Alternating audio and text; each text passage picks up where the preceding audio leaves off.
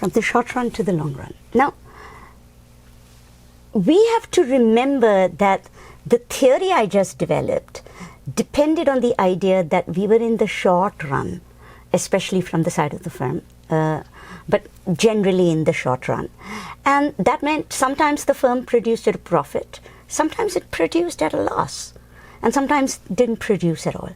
Now, obviously, this is not an adequate description of the market and its adjustment process because, you don't have any sustainable situation where the representative firm on average keeps producing even when it's at a loss. Nor do you have markets where there is no production at all. It just means market doesn't exist. So what do we do to adjust this theory from short run to long run? Now, there are a few items we want to remember before we move forward. In this case, we are talking about the long run, but it is still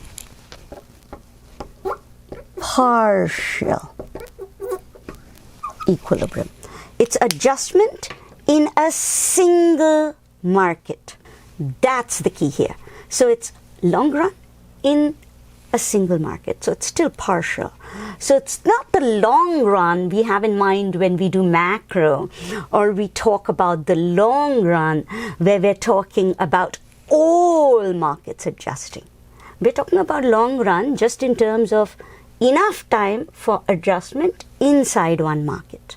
So it's a very particular kind of long run. Item 2, go back to my videos on equilibrium where we remember equilibrium is a situation when there is no additional tendency for change. So it's not just you got the best you wanted or whatever, but nobody else in that market, particular market, partial equilibrium, can adjust anything.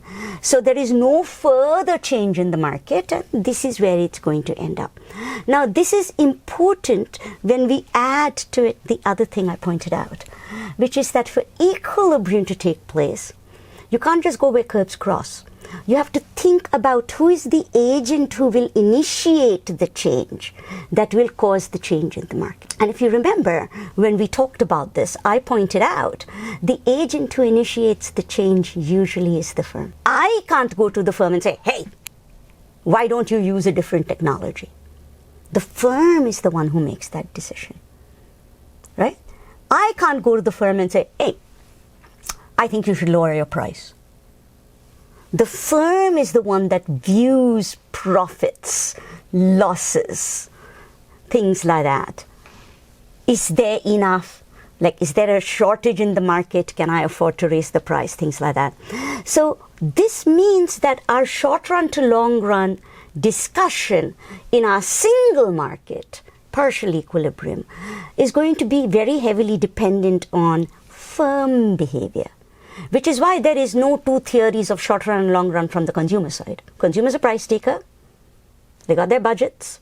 They adjust, they buy, there you go. On the firm side, because the firm is the initiator of responses in my equilibrium story, there is a difference between the short run and the long run. And so when we go from the short run to the long run, in partial equilibrium, single market, single good, perfect competition, we are really thinking about, okay, how are firms responding in the long run? And in the long run, the firm is still a price taker, still perfect competition, but two things can happen in the market. First, the individual firm can change its technology.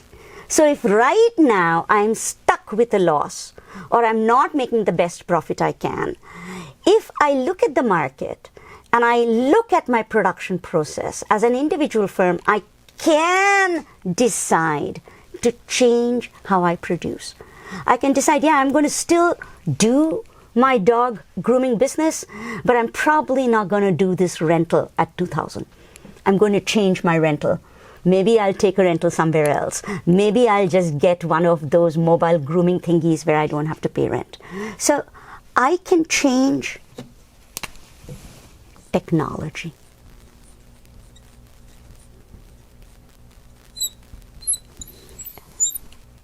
I can get out of my fixed costs. I'm not stuck with anything. I can remove my fixed costs and say, all right, I'm not renewing that lease. There's no fixed costs.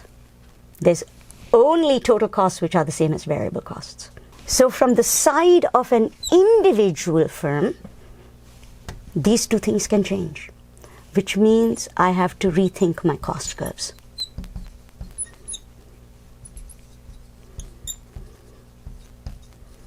So that's item one.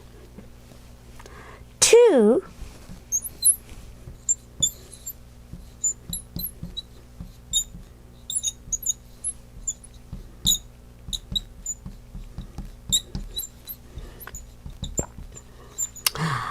in perfect competition in the short run, there was never any entry barrier or exit barrier for consumers.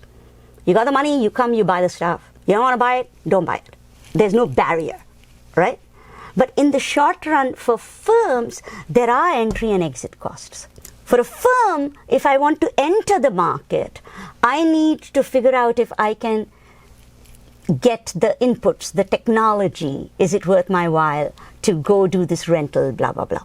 Two, there are also exit costs. But now that I'm in the long run and I don't have fixed costs, I've figured out what I can do with my fixed costs and I'm leaving. I'm no longer producing.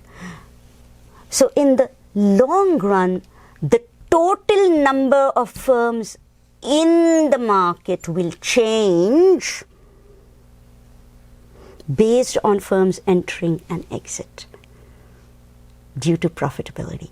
So 1 and 2, two major changes, and this is going to change the outcome in the market.